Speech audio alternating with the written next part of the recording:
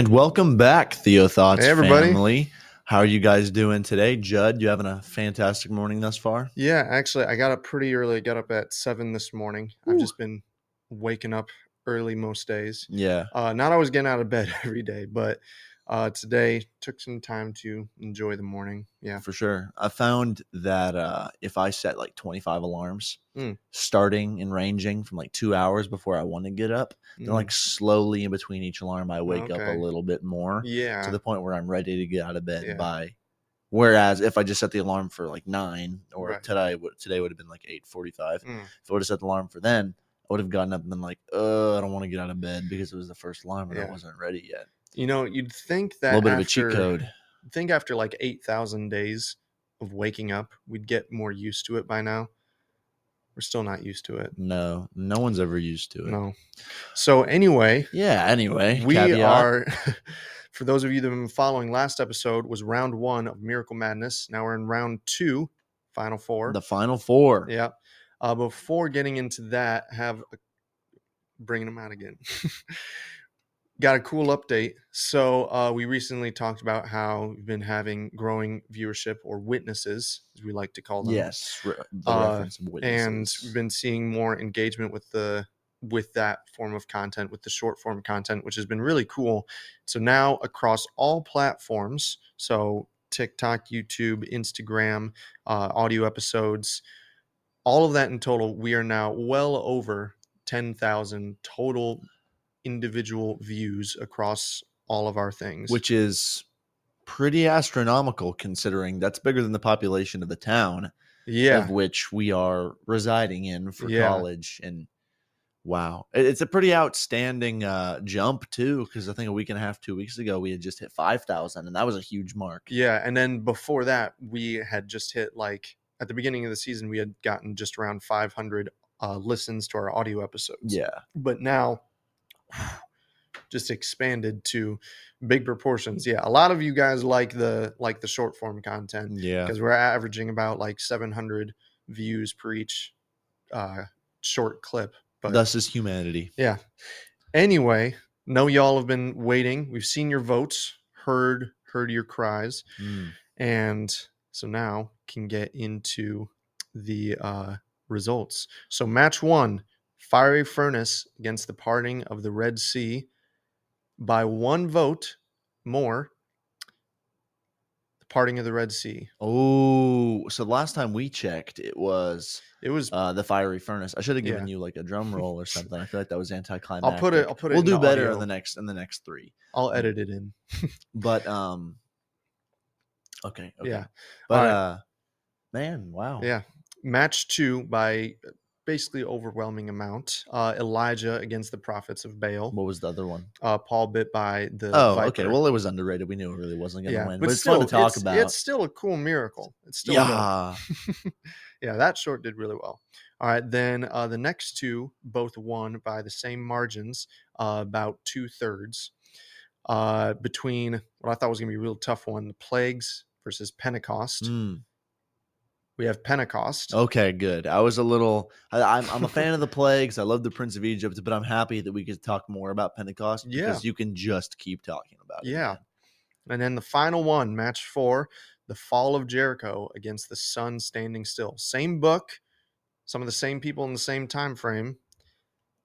The Fall of Jericho. Of course, it's one of those ones that hits home because it's, like we said, it's one of those Sunday school stories. Yeah. So people typically, oh yeah, I remember learning about this. Click, click, click, click, click. Right.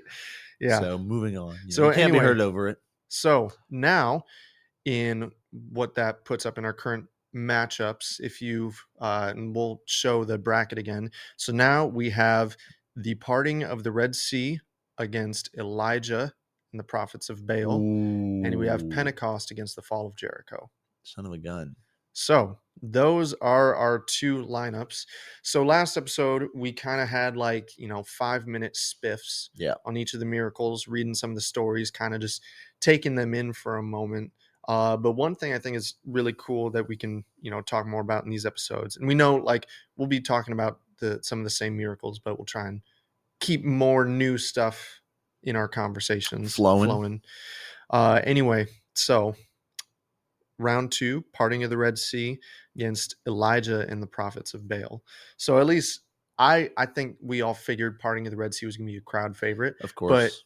the fact that it was that close, because the fire furnace is pretty cool, but figured that the Red Sea was going to pull through. Yeah. And I think that there's a human draw to just an awe invoking power. Like we went over this last week in the criteria for which we would rank something into the rankings itself. And one of those was, like I said, the awe invoking power. Yeah. So you put these two together, and outside of the narrative and historical implication that you have, these are two heavy hitters right here. Right. Yeah. So looking at actually, I was doing some more reading on the Elijah against the prophets of Baal. So this, as we said, this was in 1 Kings chapter 18. So I'm just going to read a little bit of scripture, kind of summarize a couple things. So there had been a drought going on, so not a lot of rain. And there was this guy, Obadiah, who was sending out Elijah to do things and talk to people. And there was a guy named Ahab as well. And basically they were trying to get all of these prophets together, just whoever said that they could invoke the power of their God, basically, to try and help bring water. And so Ahab sent orders among all the sons of Israel and brought the prophets together on Mount Carmel. So that's where the offering was. Makes sense. Then Elijah approached all the people and said, "How long are you going to struggle with the two choices?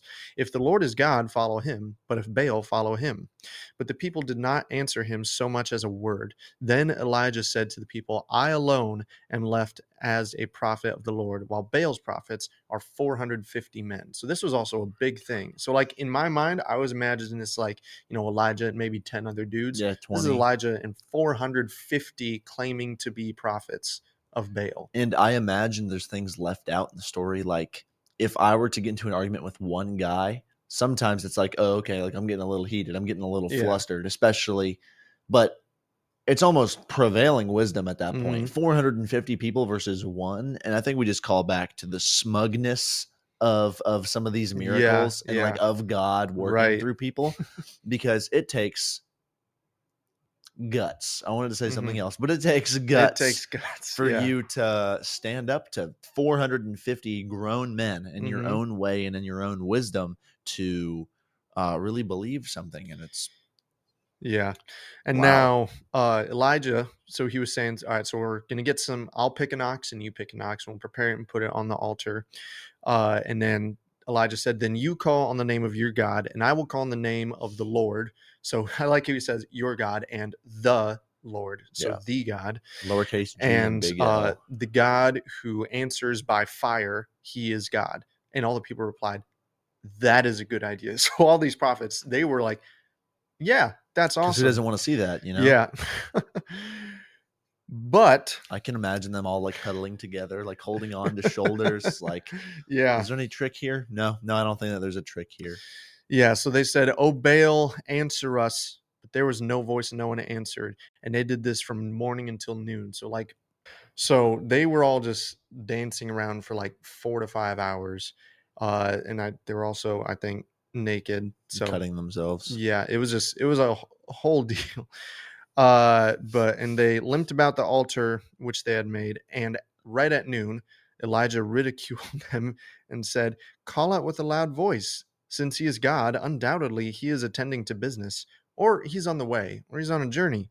Perhaps he is asleep. And maybe he will awaken." And they cried out with a loud voice and cut themselves according to their custom with swords and lances until blood gushed out on them.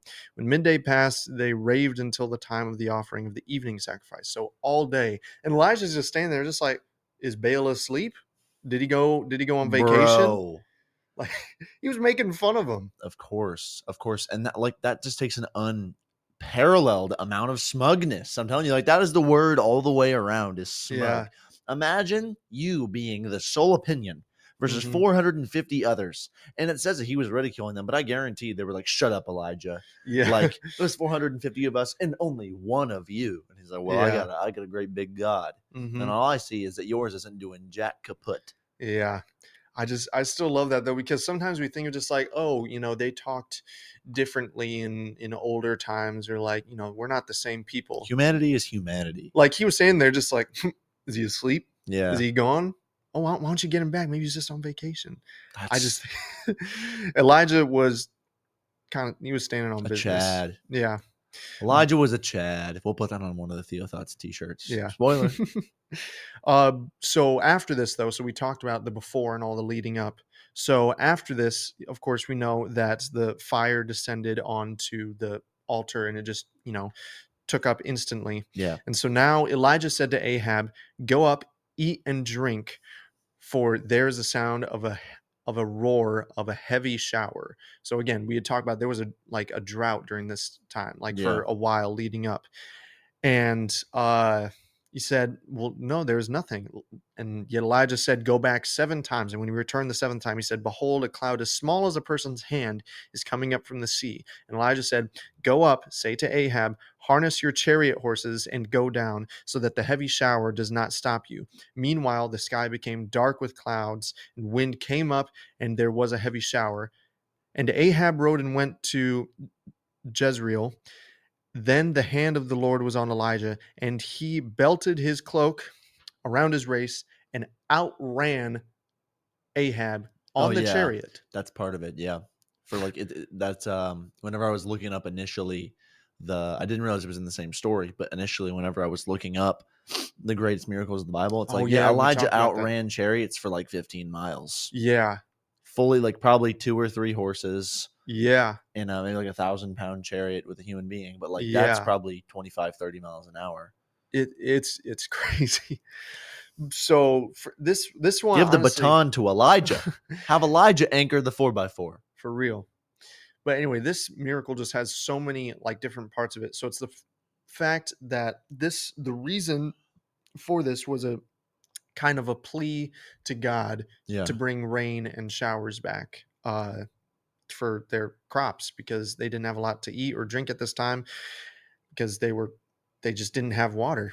And so the purpose of this was to get water. And so that's why the king of this time was just like, okay, I don't care what God, just somebody give me rain. Yeah.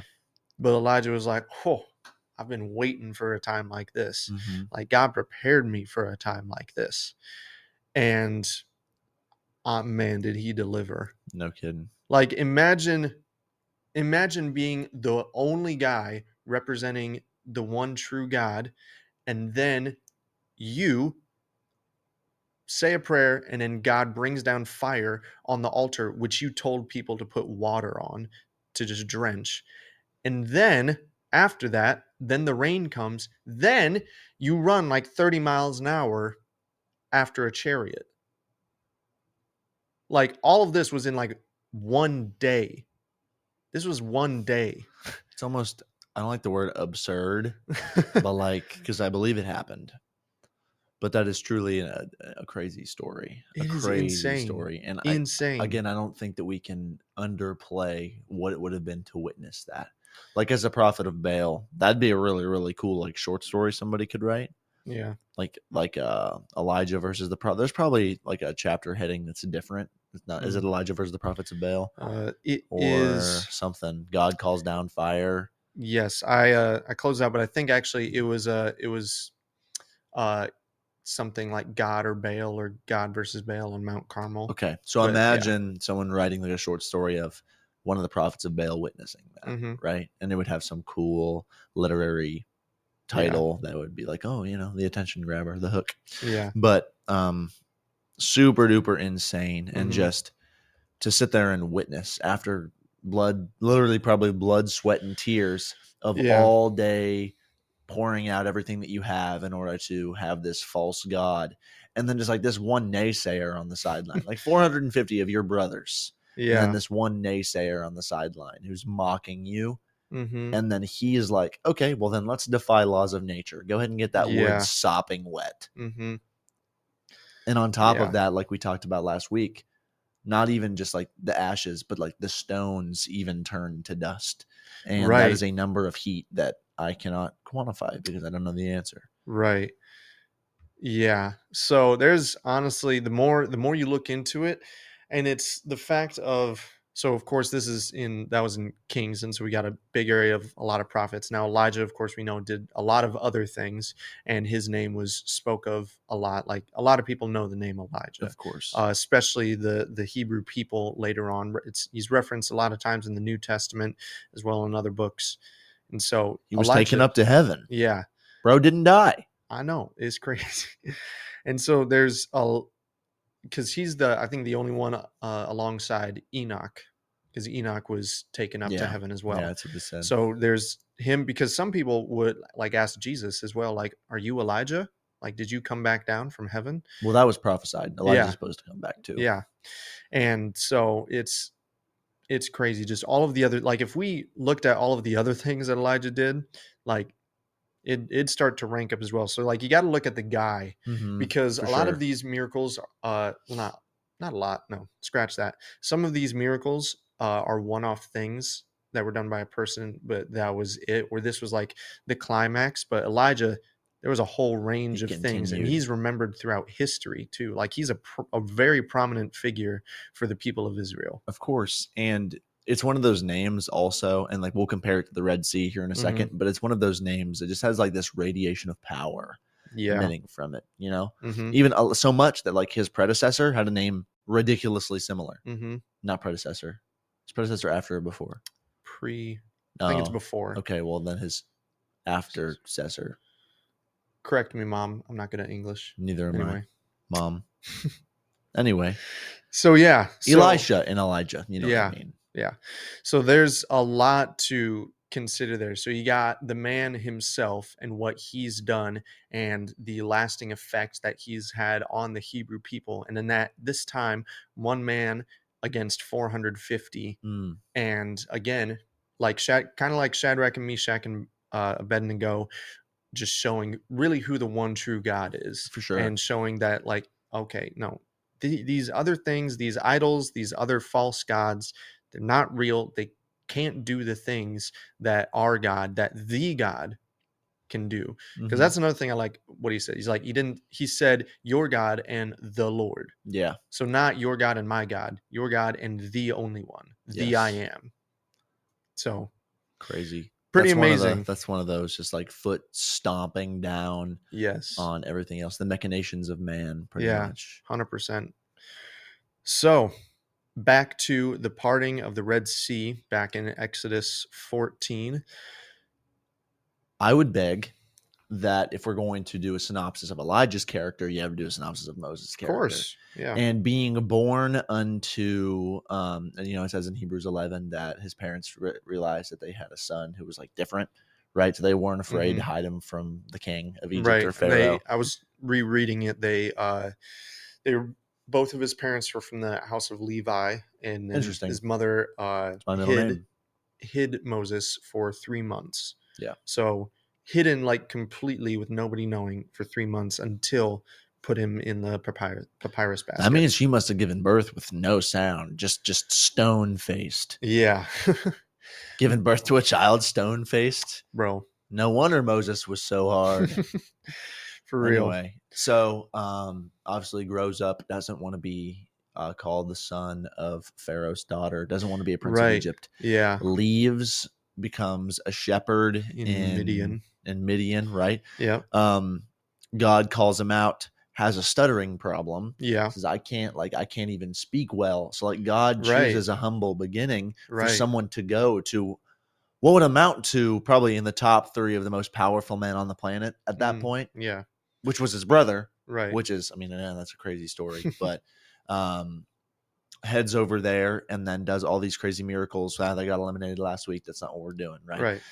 Then gets the weight of the number varies based upon who you talk to, but I think the prevailing wisdom is like 6 million Hebrews, because it was like 2 million men. So 6 million Hebrews on his back. And then finally they get to the Red Sea, an impossible wall of water. Yeah. The Lord Moses prays, puts a staff into the water, and then the Red Sea splits.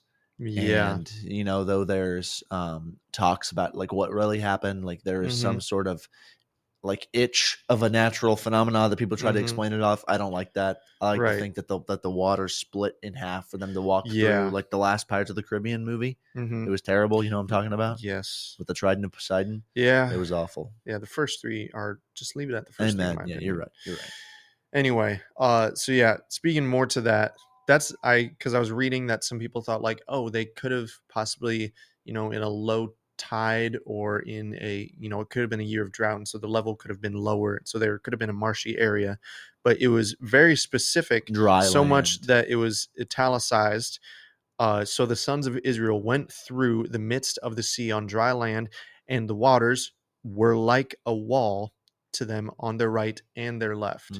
So there was something here, there was something there, and there were walls. Well, it even happened again. Like after the 40 years in the wilderness, when they carried the tabernacle into the Jordan River and they held it, the water split for them to walk across on dry ground. Yeah, I saw that too. That I think they're actually like, 5 times where like water has been parted in the Bible. Not sure of the other 3 times, but basically there's historical significance and cross-reference there in like a callback to the great miracle of like still this idea of like God providing a way when you see a wall. Of course. And even then still speaking to the like the spectacle of what that would look like. Like I think it would also be cool, like you were talking about like the point of view of one of the prophets, like the POV of like maybe an Egyptian warrior or Israelite slave witnessing this. So we had kind of talked about, I think we can talk a little bit more about it now, of the pillar of fire that was behind them, because as they were getting to the Red Sea, before the parting of the water, God sent like a fiery tornado down to block Pharaoh's army. Of course, for a bit. yeah. And then Moses took out his staff and they started going. But then it's also funny because I think God gave Pharaoh a chance, because he said, okay, I'm going to stop you with the tornado right here. The tornado is going to go away. Are you going to be foolish enough to follow after seeing that there's two giant walls of water? I mean, it's your choice. But Pharaoh and his army, they went in, chariots a-blazing, and then... No pun intended, right? Yeah. After the wall of fire. Yeah. Then the Lord said to Moses, reach out with your hand over the sea so that the waters may come back over the Egyptians, over their chariots and their horsemen. So Moses reached out with his hand over the sea, and the sea returned to its normal state at daybreak, while the Egyptians were fleeing right into it. Then the Lord overthrew the Egyptians in the midst of the sea. The waters returned and covered the chariots and the horsemen. Pharaoh's entire army that had gone into the sea after them, not even one of them remained. But the sons of Israel walked on dry land through the midst of the sea, and the waters were like a wall to them on their right and their left. Incredible. So you I guess what you could say is you have Elijah versus Moses here. In a way, and we are extrapolating a little bit or other stories a little bit, because there's just so much. And if you really wanted to, you could just be like the miracles of Elijah versus the Exodus. You know what I mean? For real. But I mean, even says in the book of Jude that the archangel Michael and Satan had nefarious plans for the body of Moses after he died. Like the Lord had to hide the body of Moses. Yeah. Like no one in Israel knew where it was. He did it himself.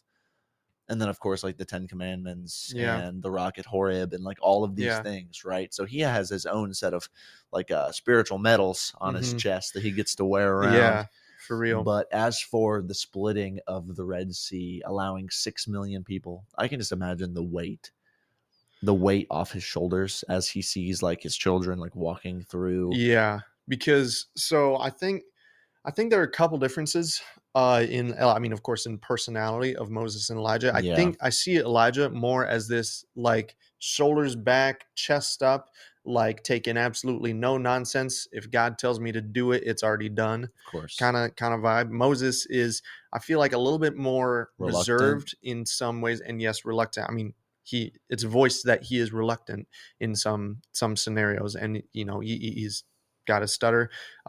Sometimes I stutter a little bit over my words sometimes. Never stutter. Yeah. So we got Elijah and Moses. Anyway, not really. But also I think it's the fact of like their origins, where they came from. So Moses, he kind of had like a chill, relaxed life. Like he was adopted by Pharaoh's daughter, so Well, he it was was his home. yeah. So like Egypt was absolutely his home. He was raised there. eating well. He was living it up. He didn't have to do the hard slave labor.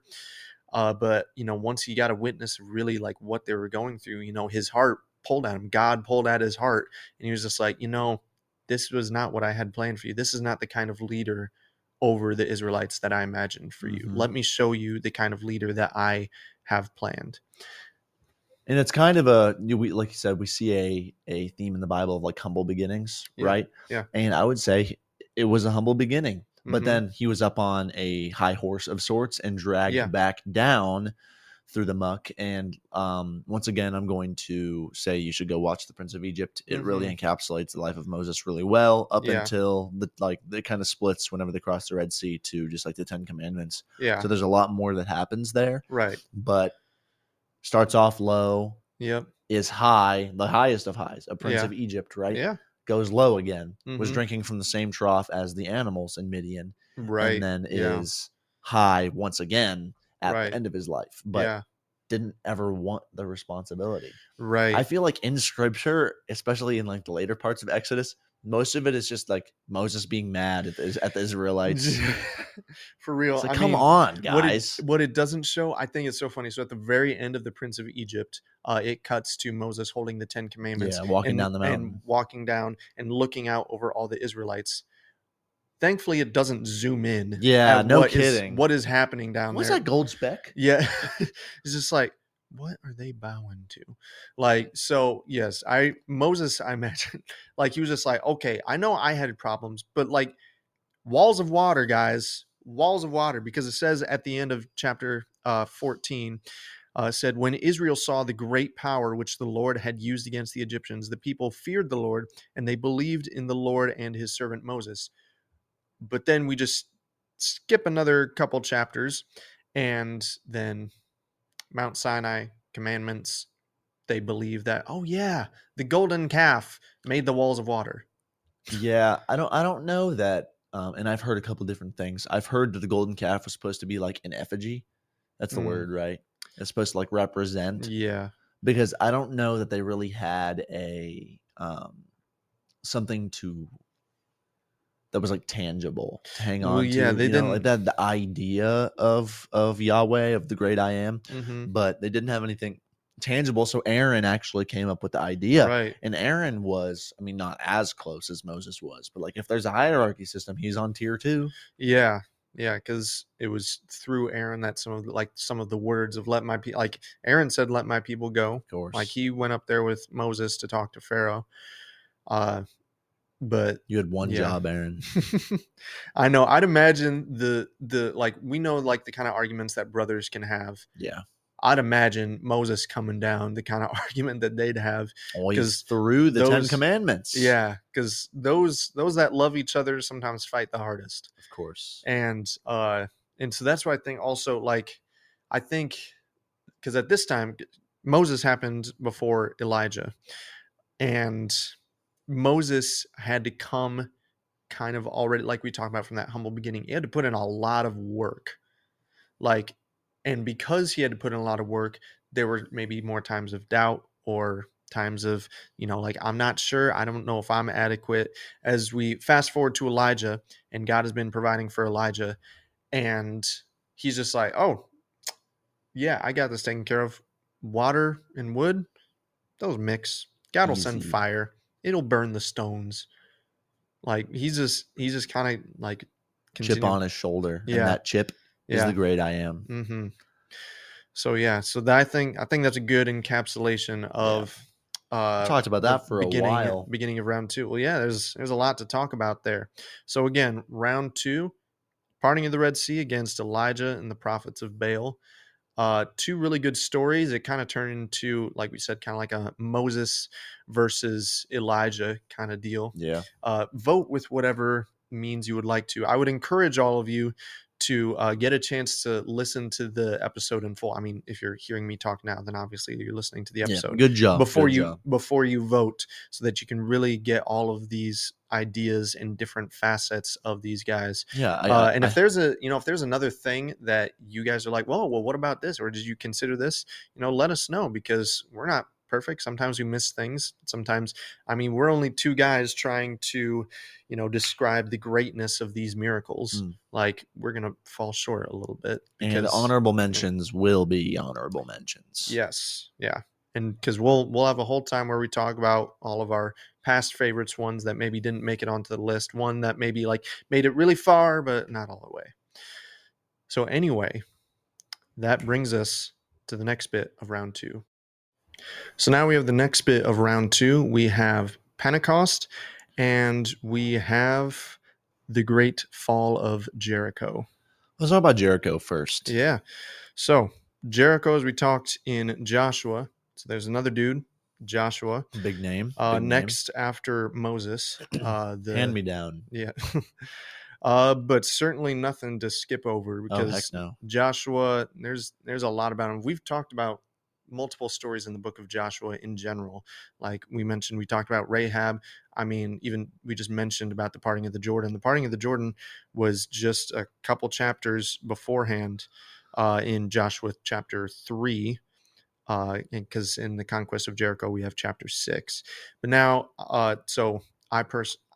Jericho kind of was special, at least in my opinion. So my mom told me about how she visited Jericho, because its ruins are still there today. And that's, again, just so cool, is the fact that you can go and visit the remains today and see what used to be and what God had done. You're right.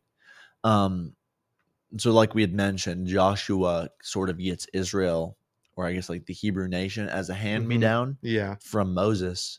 And whereas like I see Moses as like I think he got a little more like hardened as he got older, probably a little more crotchety. Yeah. I think of Joshua as like a young, like battle-ready man. And I know that as the conquest of the promised land goes on, he gets older and older to the point where he dies at like... I know that he battles in his 70s. Yeah. I know that. Yeah. So man gets up there in age. But I mean, how confident can you be? Like, the battle belongs to you via the Lord. The Lord gives you all these things. Yeah. So you go into the promised land where they say that the Canaanites are like the cedars of Lebanon. Yep. It's like we are like grasshoppers among them, just with bold confidence going forward and say, like, the battle belongs to us. We are going to take it over. And then, of course, like Jericho, and Jericho was huge. Huge. Really.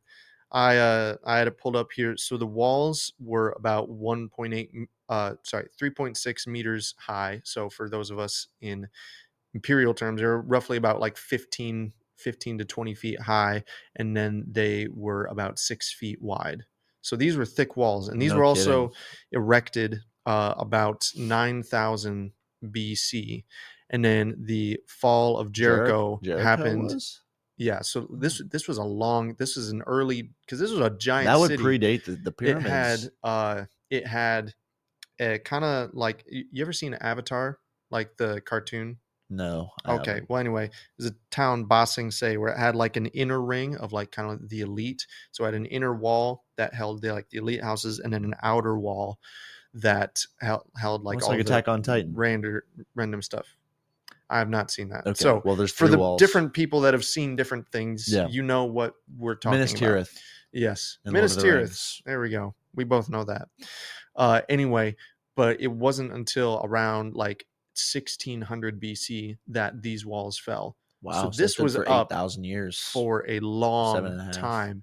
And so again, I think it'd be so cool. I mean, I've talked about this, you've talked about this, about the POV of one of the people of Jericho, like having lived here for generations upon generations. Family names. Like you're like, imagine like being one of the most prominent like family names in the city, having, lived here for like, maybe 7,000 years. And then thinking, we have seen so much. We've seen the weather try to take us down. We've seen other armies.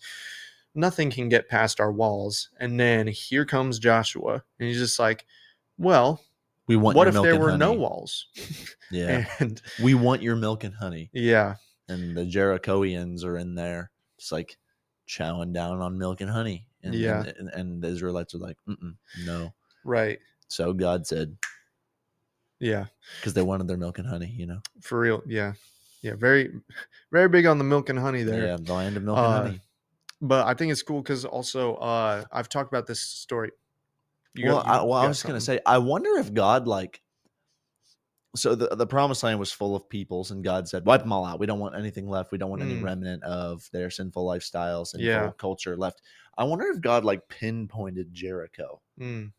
He said, like, oh, so this is the big bad epicenter? Like, this is where you think your strength lies? Watch this. You know what I mean? Because it could have happened to other towns. Other towns existed. But he said, like, where is the most powerful? What has stood for 7,500 years? Like, what would be fear inspiring to the people of Israel who were trying to go in? It's like, oh, 3.5 meter tall, 6 foot thick walls, inner rings, stood for, like I said, stood the test of time. So let's do that. Hey, I'm gonna have you guys do something really, really weird for about a week, and then whenever it's done, snap.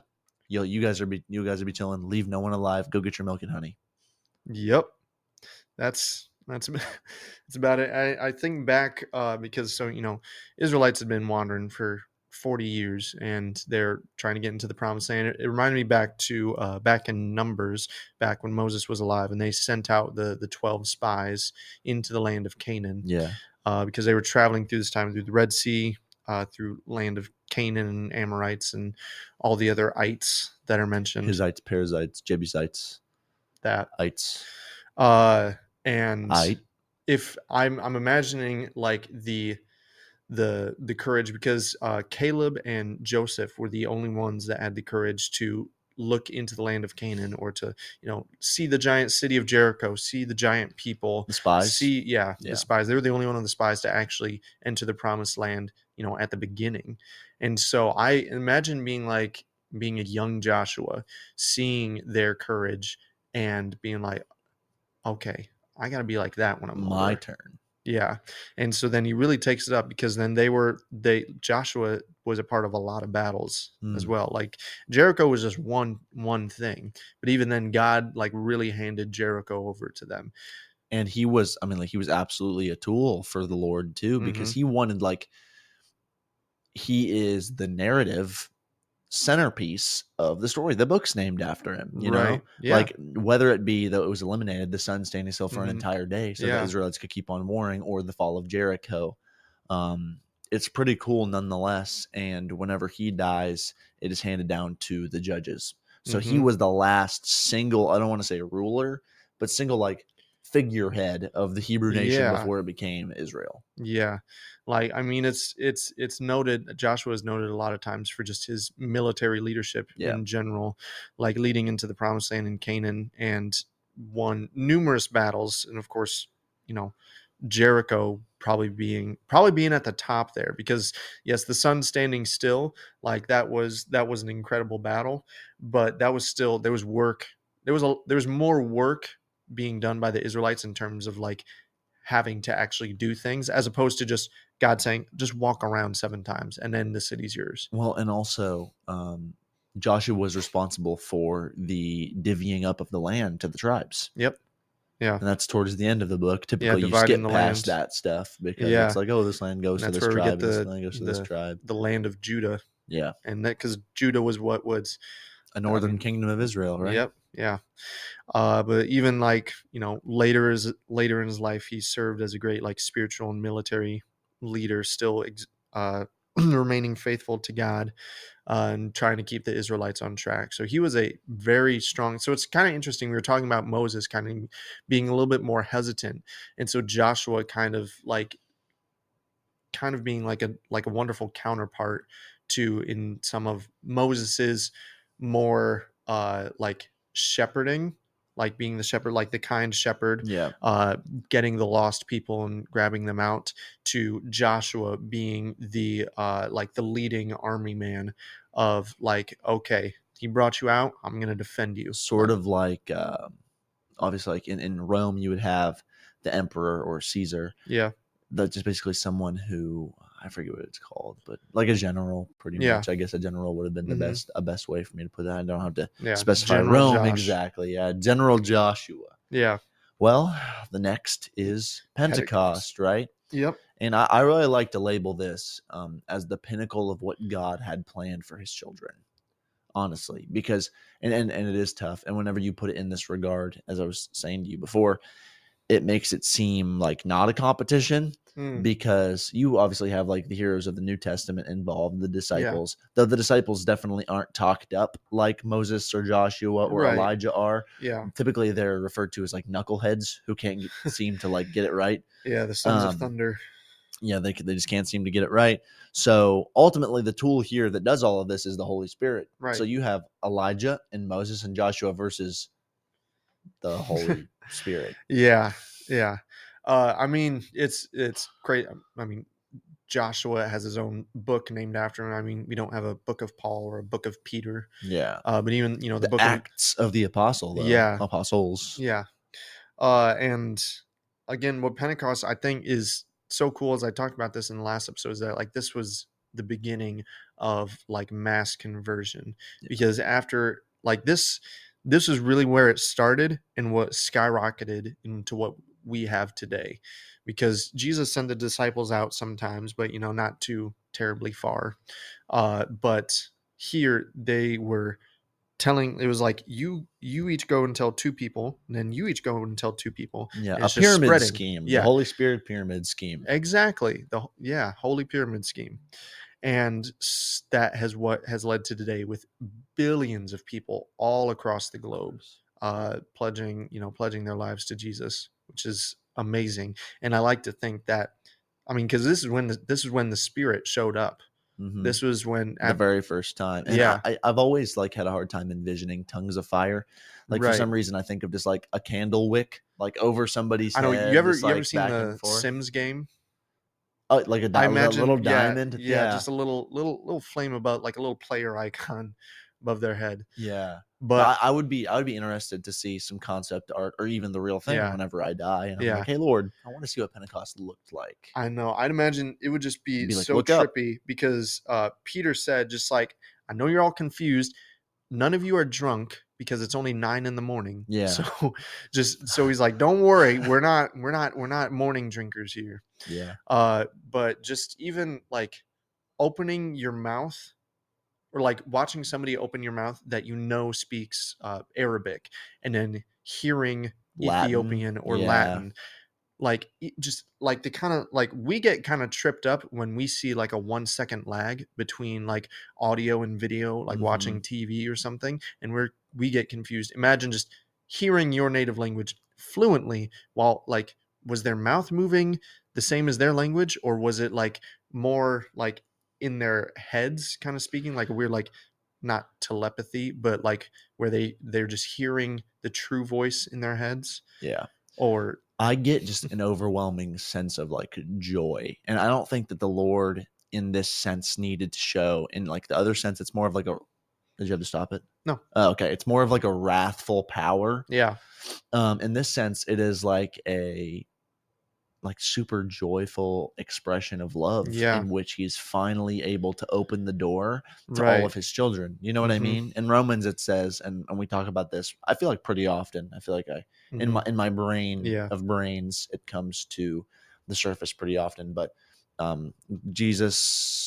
God in Romans, it referenced how like I will love those who I did not love before. It's not that he didn't love them before; it's that his love was incapable of reaching out to them because Christ hadn't died on the cross, and they had no knowledge of the law. Right. Well, since Christ died on the cross and died for everybody, the Jew and the Gentile, then now Christ's love can reach those people, and he did it through the apostles and the Acts of the Apostles. Right. So Christ dying on the cross led to his resurrection, greatest miracle of all time. If you want to know the answer, that's the answer, but it's not in the it's not in the bracket. Yeah. So led to the resurrection, and then Jesus said, "I chose you guys." Right. I chose you guys.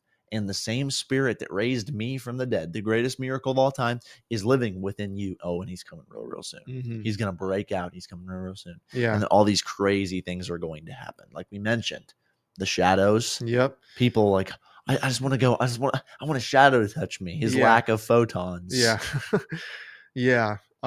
Reading back at the scripture said that also imagine what it would have felt like. So the tongues is one thing, but to experience what being filled with the Spirit for the very first time. I get goosebumps It said listening that to the arrival of the Holy Spirit was accompanied by the sound of a mighty rushing wind, which filled the house where the disciples were sitting. So like I'm imagining, so again, you got all these people in here too. And that you're indoors in an upper room, and it's 9 a.m. like early in the morning, and then just this giant rush of wind, and then boom, tongues of fire. And then you just start like fire bits start appearing above everybody's head simultaneously. Yeah. Like was it a swoop, and as the wind crossed, fire just appeared? Like to experience the Spirit, because we don't necessarily know what it feels like to not have the Spirit dwell in us, because like Peter, he just lived next to Jesus and like talked with him. So he experienced God in a whole different way. And so, but he got to be one of the first to experience being filled with the Holy Spirit.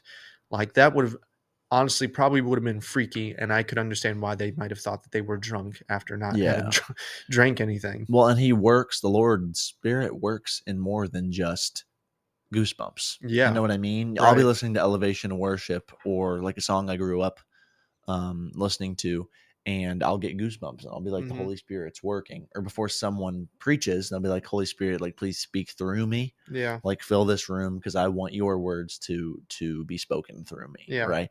Well, that's exactly what happened at Pentecost. Right. Those people, I mean, like they were cognizant, like they still had free will, but God's will was being done. Yes. And 100%. it just filled all of Jerusalem during the massive festival of Pentecost. And now we have sections of the church, the Pentecostal church. Right. That is, I mean, I don't know the relation 100%. My entire family's Pentecostal, not my immediate family, but yeah. Just crazy. Just crazy. For real. So yeah, I think we got pretty good other rundown of all of these miracles. Was that the fourth matchup? Yep. Oh, okay. Yeah. So again, to recap, we had the parting of the Red Sea against Elijah and the prophets of Baal. And on the other side of the bracket, we had Pentecost against the fall of Jericho. And so now again, over this next week, encourage you to listen to the episodes, share them, be watching out for shorts, because we'll show the prominent snippets of each of these miracles again. And then we're going to try voting in a little bit different way. So after you see this video, make sure to stay tuned in on the Instagram at Theo_thoughts.podcast and be looking at our story. That's the circled things at the top. And there you'll be able to just do like a one-click kind of vote deal. So you don't have to do the form like last time. I think this will work a little bit better. But anyway, continue to engage. You know, I think I'd like to see some of you guys share these shorts because this can be a great way to, you know, learn more about these other miracles, and you know, maybe you have something that we can learn as well. Yeah, save them, share them. Yeah. You know, reply to them, because our effort in this is multiplied by your guys's interaction. Right. We just want to see you guys be involved. Yeah, because as much like this is our thing, you know, this is us Our talking baby. on the podcast, but we don't want to just like, this is not us. Like Jesus said, he didn't just say where two are gathered. He said where two or more are gathered. And so we want to bring you guys in this engagement like you're part of the conversation. I mean, you guys right now helped guided this episode with your votes. And so, you know, we love to see you do that again. And yeah, but we're getting ready, because now you guys are voting for the final showdown of Miracle Madness. So it's going to be pretty spectacular. And if you are interested in more Theo Thoughts episodes or Theo Thoughts related things, then we might have some stuff coming for you. Yeah. Anyway, so I would say, like all the words, basically just go to all of our different platforms, like, subscribe, follow, comment, share, all the stuff. Because we're growing. Yeah, we're growing fast. I mean, this is getting it's starting to get pretty fun. I mean, it's always been fun. Yeah. But it's real. You know? And we're getting down now to the last few episodes of this season, which has been a pretty good season coming up. Yeah, some exciting bits. And then have a little break for the summer and then back for season 4. But anyway, all of that to say, thank you guys so much for checking in with us, listening to our Theo Thoughts. I'm Judson Page. I'm Jordan Dieter now. Love y'all. God bless.